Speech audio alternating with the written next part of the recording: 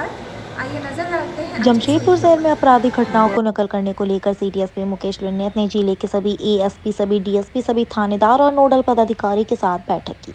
City SP जिले के 2739 बदमाशों की सूची बनाई है, जिसमें डकैती, चोरी, छिनताई, एनडीपीएस जैसे संगीन अपराध शामिल है। पुलिस ने यह सूची 1 जनवरी 2021 से 30 दिसंबर 2023 के बीच के अपराध के आधार पर तैयार की है, जिसमें सबसे ज्यादा उलीडी थाना क्षेत्र के 84 आर्म्स एक्ट के आरोपी हैं, जबकि 43 आरोपी मानगो थाना क्षेत्र में रहते हैं। ब्राउन शुगर की बिक्री में सीताराम डेरा थाना क्षेत्र सबसे आगे है। यहाँ ऐसे 80 लोग चिन्हित किए गए हैं। हत्या और रंगदारी के सबसे अधिक आरोपी सोनारी थाना क्षेत्र के हैं। सोनारी में हत्या के 18 और रंगदारी के 19 आरोपी है। इसमें कुछ जेल में है, जबकि कुछ जेल से बाहर है। अपराध और केस के आधार पर बदमाशों पर सीडीए तड़ीपार का प्रस्ताव बनाया जाएगा, जिन पर लगातार निगरानी रखी जाएगी। सिटी एसपी ने कहा कि अपराधियों की निगरानी के लिए एएसपी, 3 डीएसपी के अलावा 17 थानेदार की जिम्मेदारी दी गई है। हर थाने में एक नोडल ये पदाधिकारी जो होगा। अपराध शीर्ष हैं उसमें जो पूर्व में जो चार्जशीटेड क्रिमिनल्स हैं उसका सत्यापन किया जाए, उनको निगरानी रखा जाए और साथ ही जो भी नियमानुकूल उनके विरुद्ध जो थाना के स्तर से कार्रवाई हो सकती है, चाहे वो डोजियर खोलना हो, उसका सर्विलांस प्रोसीडिंग खोलना हो, सीसीए प्रस्ताव हो, या उसका अगर बेल के लिए गया है तो बेल कैंसिलेशन का प्रस्ताव हो, गुंडा बही में एंट्री हो या फिरारी पंजी में एंट्री हो, ये सब रिकॉर्ड अपडेट किए जाएँ और ताकि उसको और अधिक प्रभावी तरीके से निगरानी के अधीन रखा जाए।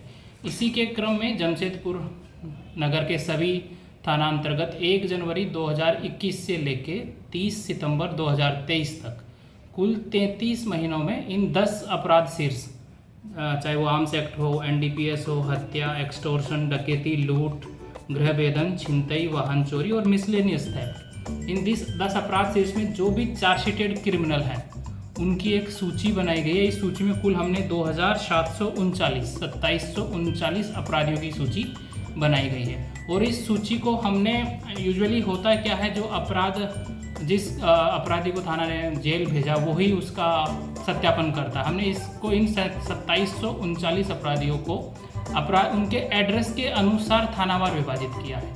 जैसे फॉर एग्जांपल किसी को परसोड़ी थाना ने जेल भेजा परंतु वो साक्षी थाना का रहने वाला है, तो उसके सत्यापन की जिम्मेदारी न सिर्फ परसोड़ी थाना की है बल्कि परसोड़ी के साथ साथ साक्षी थाना की है, क्योंकि वो साक्षी थाना क्षेत्र में निवास करता है।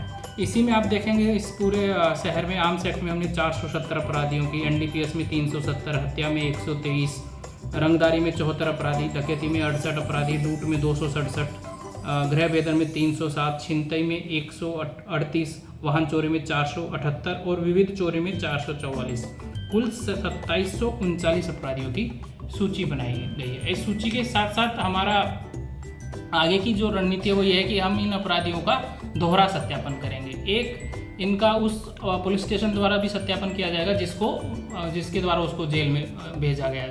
उसमें हम लोग उसका आपराधिक इतिहास क्या है, उसके अपराध के सहयोगी कौन है, उसका एडवोकेट कौन है, उसका बेलर कौन है, उसका कन्फेशन को हम स्टडी करेंगे, उसका मोडस ऑपरेंडी क्या है, और अगर केस उसका ट्रायल के स्टेज पे है तो उसमें जो भी अभियोजन के पक्ष में जो गवाह है उनकी कैसे प्रभावी तरीके से गवाही की जा सके, इन सब चीज़ों पे उसमें आगे रणनीति बनाई जाएगी। दूसरा, उसका सत्यापन जो डे टू डे बेसिस पे किया जाना है वो जिस थाना क्षेत्र में रहता है, जिस थाना का वो निवासी है, उस थाना के द्वारा किया जाएगा।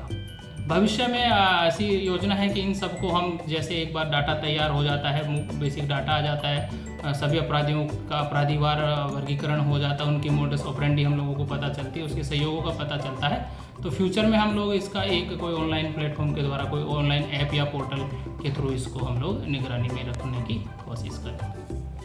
डेली अपडेट पाने के लिए हमारे चैनल को लाइक, कमेंट, सब्सक्राइब और शेयर कीजिए। Thank you.